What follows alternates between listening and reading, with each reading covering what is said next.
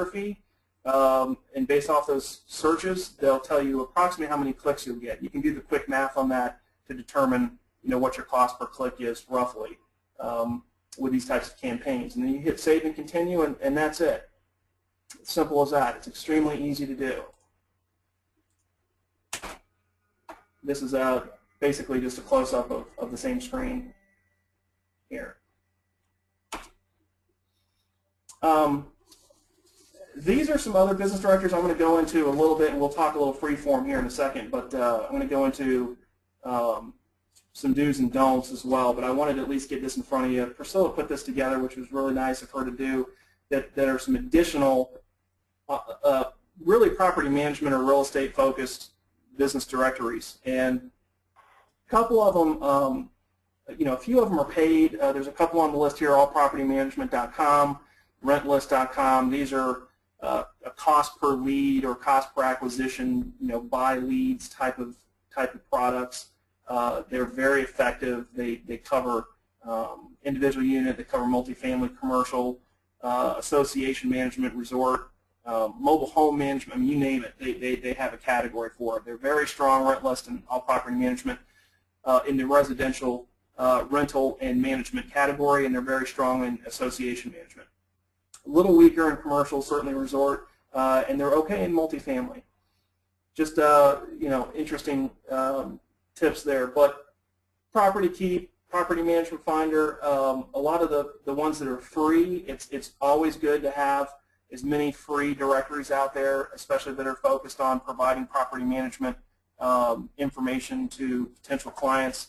Go ahead and just take the time to list all of your locations in them, and any of the ones that have some sort of a fee base, just review it and make a determination of whether it's a cost-effective investment for you. But these are pretty much all of the ones that are relevant that Priscilla knows about, and from looking at the list, it looks like a pretty good list.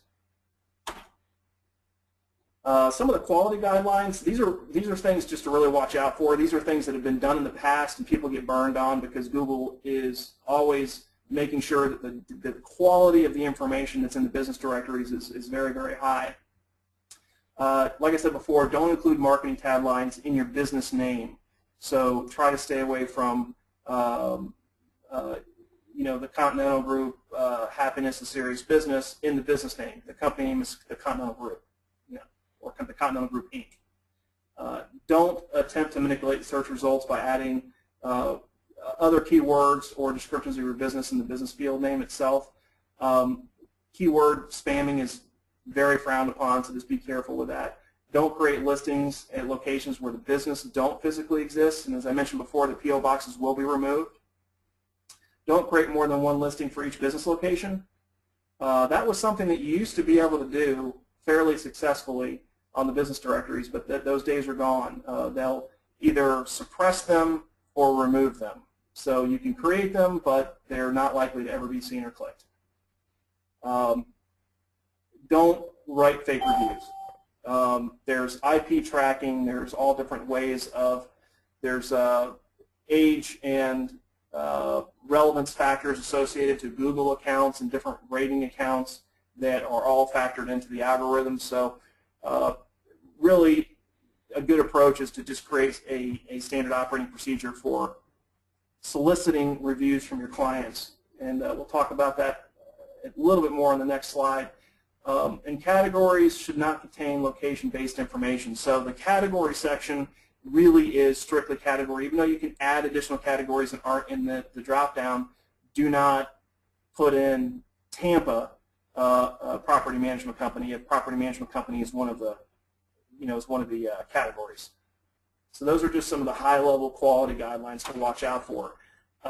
Some of the things to remember, again, fill out your places page completely and accurately. Use plenty of videos and photographs. I can't stress enough getting involved in customer ratings and reviews. This is, in my opinion, I don't know who's heard of Web 2.0, but there's Web 3.0, there's Web 4.0 conceptually. These are very broad web concepts that talk about economics online. They talk about sharing and transparency online. There's a lot of different components to these conversations, but I can't stress enough specifically that the ratings and reviews are here to stay, and they're becoming more and more important in the buying decision process. And so you're going to see them, integrated into practically everything. I don't know about you, but when I go on vacation, I look at reviews if I want to go buy a new lawnmower, or if I go, get a new gas grill. I will generally search online first. I'll look for price, and then I'm going to go do some reviews. And most of even the online retailers are starting to integrate reviews right on their website. Walmart, certainly Amazon. And you will read, and most people do take that into consideration, unless the person's just going off in an unreasonable manner, and most of the reviews are good. Then they'll usually just discredit that one person. But if you do have a bunch of bad reviews out there, you need to just go ahead and look at them straight in the eye and deal with it. And Priscilla will send out some recommendations on how to manage that. Generally speaking, you want to acknowledge it, apologize, and agree to take care of the customer offline, and reach out, ask for an email address or a way to communicate with them via phone or email outside of the review section. The next thing is register in the top 10 online business directories and all the free property management specific directories. And then be sure, and this is really important, be sure your business name, your address, and your phone number